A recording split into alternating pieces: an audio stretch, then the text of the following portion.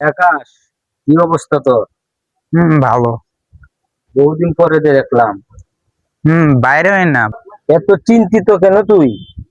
ভাই, জীবনটা কেমন জানি অশান্তি ভরা। এই নামাজ পড়স? সময়ই পাই না ভাই।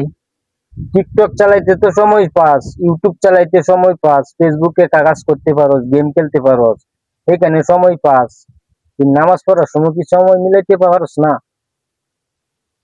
কথা তো ঠিক বলছেন ভাই। আজ থেকে নামাজ পড়বো ইনশাল্লাহ। নামাজ ছাড়বো না। নামাজ পড়লে এই দুনিয়াতেও শান্তি পাবি, আখেরাতেও শান্তি পাবি। হুম। এই কথাটা মাথার ভিতরে একটু রাখিস, তাহলে সবকিছু পাওয়া যাবে। মনে রাখিস, দুনিয়ার শান্তি ভুলে গিয়ে পরকালের শান্তি ভুলে যাস না। ঠিক বলছেন ভাই। আজ থেকে নামাজ পড়বো ইনশাল্লাহ। আল্লাহ তাআলা তোরে কবুল করুক, আমার আল্লাহর কাছে আমি দোয়া করি। ভাই, আজ থেকে নামাজ পড়তে হবে, নামাজ ছাড়া উপায় নাই। ঠিক আছে ভাই, আমি জায়গা। টাইম তো বহুত হয়েছে, কয়টা বাজে?